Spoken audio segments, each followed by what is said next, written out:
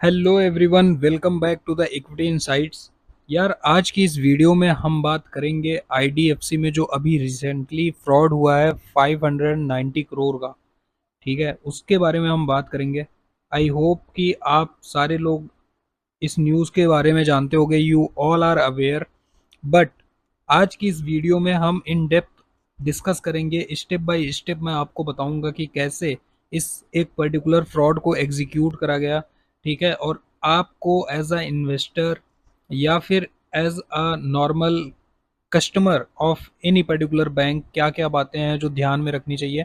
और बैंकों को, क्योंकि देखो यार, आईडीएफसी अपने आप में कोई छोटा मोटा बैंक तो रहा नहीं अभी फिलहाल। ठीक है, it is a good kind of bank and इसकी ब्रांड वैल्यू भी अच्छी है। बट कुछ गिने चुने एम्प्लॉयज़ की वजह से पूरा एक बैंकिंग सेक्टर का नाम खराब होता है। ठीक है, तो बैंकों को क्या करने चाहिए सो दैट कि वो अपने प्रोसेस को इतना स्ट्रांग बना पाएँ जिससे इस तरीके का फ्रॉड फ्यूचर में ना हो। ठीक है, तो चलिए बिना किसी देरी के वीडियो को शुरू करते हैं। तो सबसे पहले थोड़ा सा समरी देख लेना हुआ क्या। तो सबसे पहले डिस्क्रिपेंसी क्या थी। तो बैंक ने डिस्क्लोज करा कि भाई मोटा माटी 590 करोड़ का जो है वो गड़बड़ घोटाला हो चुका है हरियाणा गवर्नमेंट के बैंक अकाउंट में। ठीक है, और अभी तक क्या क्या एक्शंस लिए गए हैं। तो कुछ जो दो चार एम्प्लॉयज़ थे उनको सस्पेंड कर दिया गया है, फॉरेंसिक ऑडिट का ऑर्डर दे दिया गया है, और सारी ही अथॉरिटीज़ को इन्फॉर्म कर दिया गया है इस पर्टिकुलर चीज़ के बारे में। ठीक है, इन्वेस्टिगेशन अंडर वे है। पुलिस, एसीबी, स्टेट एजेंसीज, ये सारे लोग लगे हुए हैं, इन्वेस्टिगेशन इज अंडर वे। तो अब देखते हैं स्टेप बाय स्टेप हुआ क्या था। तो step number one, funds parked outside treasury. ठीक है, तो हरियाणा गवर्नमेंट के अकाउंट का जो फंड था वो बेसिकली ट्रेजरी में ना पार्क करके ट्रेजरी में ना पार्क करके वो आउटसाइड ट्रेजरी पार्क किया गया, मतलब या कोई फेक अकाउंट में। ठीक है, पूरा पैसा पार्क किया गया। यूजुअली होता क्या है, मैं आपको बताता हूँ कि व्हाट नॉर्मली शुड हैपन, होना क्या चाहिए था, वो ट्रेजरी रूट के थ्रू पैसा सारा रूट होना चाहिए था। ठीक है, in India government money is suppose to flow through systems like state treasury, public financial management system, RBI controlled accounts. ठीक है, तो ये तीन ऐसे चीज ये स्टेप्स हैं या सिस्टम्स कह लो हैं जिनके थ्रू पब्लिक का पैसा रूट होना चाहिए इन बैंकिंग सिस्टम। ठीक है, अब इससे बेनिफिट क्या होता है, इससे बेनिफिट ये होता है कि अगर इन पर्टिकुलर तीन सिस्टम्स के थ्रू पैसा रूट हो रहा है या फ्लो कर रहा है मनी, तो प्रॉपर अप्रूवल प्रोसेस होता है ये। ठीक है, इजीली नहीं होता, लेयर्स होते हैं। ठीक है, वन बाय वन अप्रूवल होता है एंड देन वो पैसा फ्लो होता है। ऑडिट ट्रेल होती है एक, क्योंकि अब अलग अलग जगह पे फुटप्रिंट आ रहा है एक ही ट्रांजेक्शन का, तो पूरा ऑडिट ट्रेल बन जाता है जिसको ट्रैक करने में बड़ी आसानी होती है। रियल टाइम ट्रैकिंग होती है। ठीक है, रिकन्सिलिएशन चेक होता है। ठीक है, जहाँ पे मिसमैच की दिक्कत नहीं आती और प्रॉपर अकाउंटेबिलिटी होती है। This creates multiple layers of oversight. ठीक है, फ्रॉड होने के चांसेस बहुत बहुत कम हो जाते हैं, निल हो जाते हैं बेसिकली। बट जब पैसा पार्क होता है आउटसाइड ट्रेजरी, ठीक है, या बैंक अकाउंट्स, तो उसका क्या मतलब होता है। तो instead of routing funds through treasury system, the money was directly kept और parked in regular commercial bank account. ठीक है, ऑफन अंडर डिपार्टमेंट एजेंसीज और इंटरमीडियरीज। अब इससे क्या फ़र्क पड़ेगा, इससे फ़र्क ये पड़ेगा कि मॉनिटरिंग बहुत कम हो जाएगी। ठीक है, देखना यहाँ ध्यान से, less monitoring, less monitoring, no automatic treasury audit trail. तो no audit trail, no audit trail. ठीक है, रिकन्सिलिएशन चेक भी रिड्यूस हो जाएगा, वो भी नहीं होगा, एंड मैनुअल कंट्रोल ज़्यादा होगा। तो ये सारी चीज़ें थी। तो यहाँ पे भी बिल्कुल सेम यही किया गया, ताकि जो मल्टीपल ओवरसाइट लेयर्स हैं उनको रिड्यूस करा जा सके। इसके लिए इन्होंने ट्रेजरी वाला जो सिस्टम है, यहाँ पे पैसा रखा ही नहीं और फेक बैंक अकाउंट्स में या डमी बैंक अकाउंट्स में पैसे को रूट कर दिया। ठीक है, तो पहला स्टेप तो ये किया। एक बात समझने वाली है, आप ध्यान देना कि government of Haryana, government of Haryana का फंड था। ठीक है। अब ये 590 करोड़, 590 करोड़ कोई एक दिन में घोटाला नहीं किया गया है, ये धीरे धीरे धीरे धीरे करके हुआ है काम। ठीक है। अब पता कैसे चला उस वो भी मैं आगे डिस्कस करूंगा, अभी पता भी नहीं चलता। हो सकता था कि ये फ्रॉड अगर आज भी हरियाणा गवर्नमेंट बंद करने ना जाती है, अकाउंट ट्रांसफर करने ना जाती है अपना, तो हो सकता है ये जो 590 करोड़ का नंबर है, ये मोर देन 1000 करोड़, 1000 करोड़ से भी ज़्यादा हो जाता, क्योंकि ये जो फ्रॉड था इसका सिलसिला ऐसे चलता रहता। तो स्टेप नंबर 1, जहाँ पे ट्रेजरी को अवॉइड करा गया, ट्रेजरी सिस्टम को। Now step 2 is fake ledger, FD entries and manipulated reconciliation. अब इसका क्या मतलब हुआ? लेजर का मतलब क्या होता है?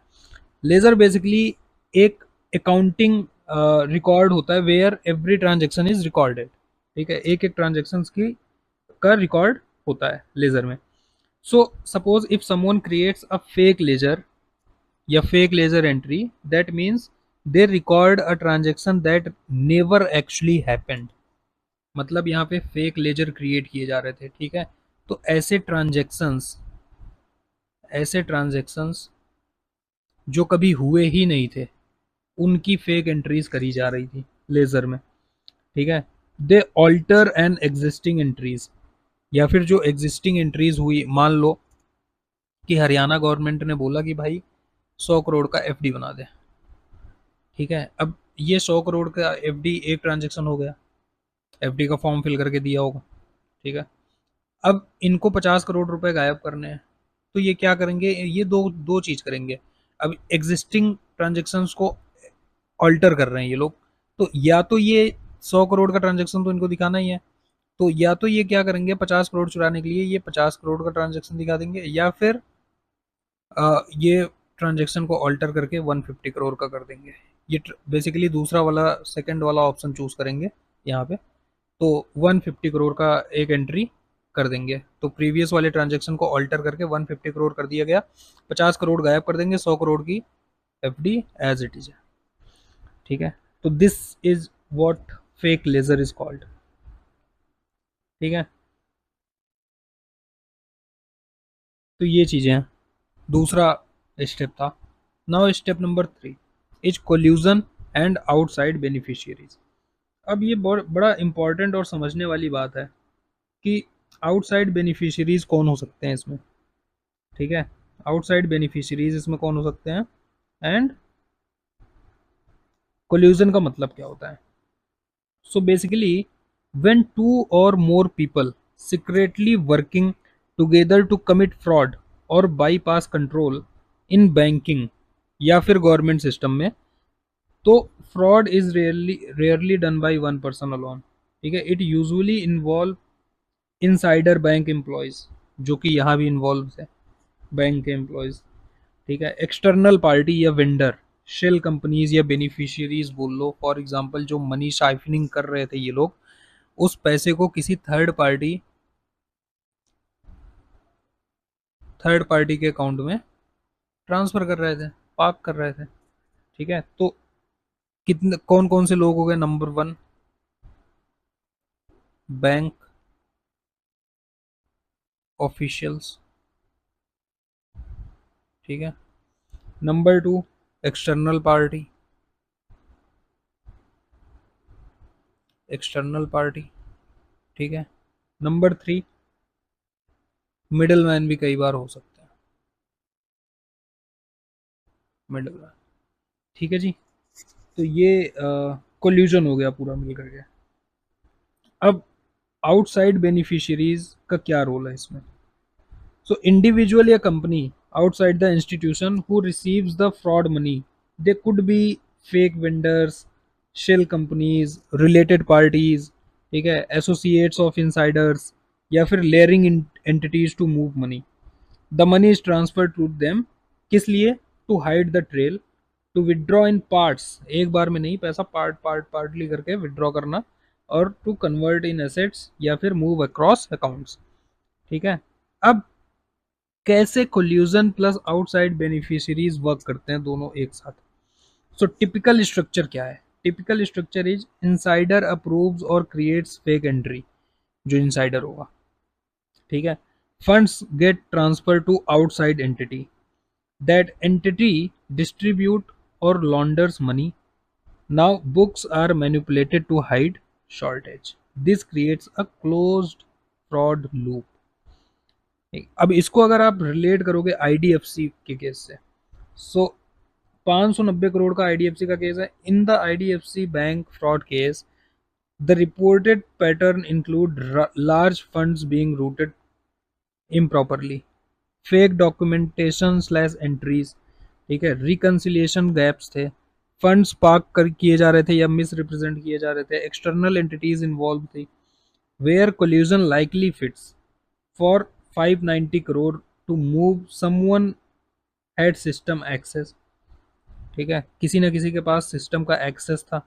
समवन अप्रूव्ड ट्रांजेक्शन, कोई किसी ने ट्रांजेक्शन को अप्रूव किया होगा।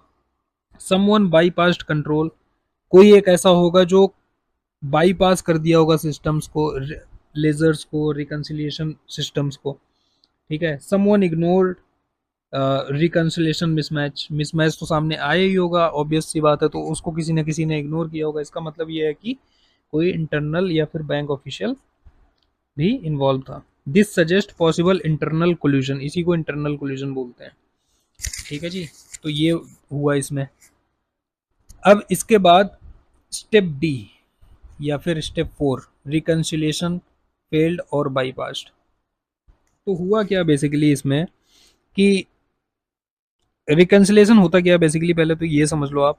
सो मैचिंग इंटरनल रिकॉर्ड, लेजर या book with actual bank balance और external confirmations. In simple term, मानो बैंक का जो इंटरनल सिस्टम है वो कह रहा है भाई 100 करोड़ की एफडी है, ठीक है, बैंक बोल रहा है 100 करोड़ की एफडी है।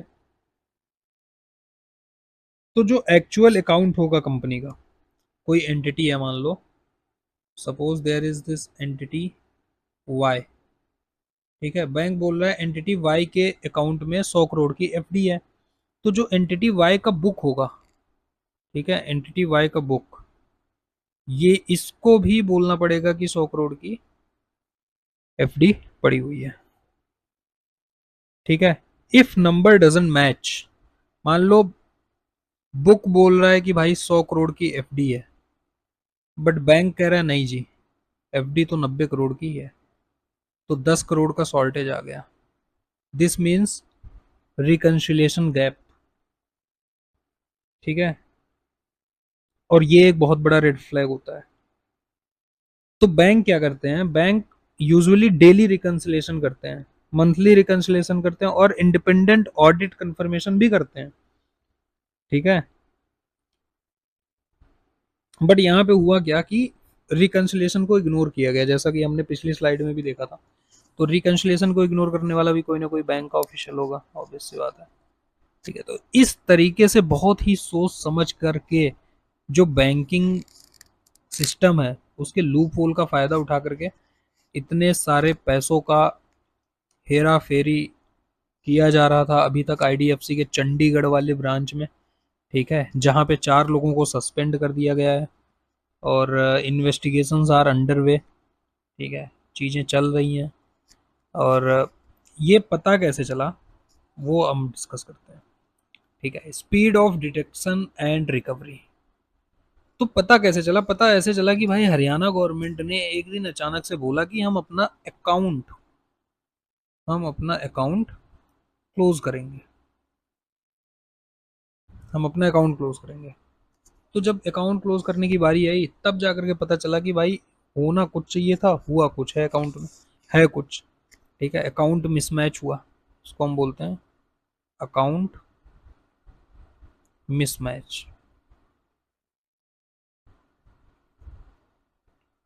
Account mismatch. तो फिर बैंक के कुछ सीनियर एम्प्लॉयज़ थे, सुपर सीनियर एम्प्लॉयज़ थे जो ईमानदार थे बेचारे, उनको पता चला। तो बात सामने आई कि नीचे लेवल के जो एम्प्लॉयज़ थे वो कुछ गड़बड़ घोटाला इसमें कर रहे थे। Discovery followed an account close slash transfer request by a Haryana department, bank initiated internal review, inform police and pursued recovery. ठीक है। रिपोर्टेड रिकवरी 556 से 583 crore and immediate steps, repay return action and reconciliation with state and for recovery claim. तो government bank बोल रही है कि हम government का पैसा वापस करेंगे। ठीक है। Will return will return the money and जो जो लोग इसमें इन्वॉल्व हैं उनको अच्छा खासा भुगतना पड़ेगा। तो ये भी बैंक बोल रहा है साथ ही साथ। नाउ अकाउंटेबिलिटी एंड इन्वेस्टिगेशन, वही जो मैंने अभी आपको डिस्क्लेमर में समझाया था कि 4 एम्प्लॉयज सस्पेंड कर दिए गए हैं, फॉरेंसिक ऑडिट ऑर्डर कर दी गई है and police anti corruption bureau and सारे ही डिपार्टमेंट्स इसमें इन्वॉल्व हैं। आरबीआई मॉनिटर कर रही है। No systematic issue we are watching.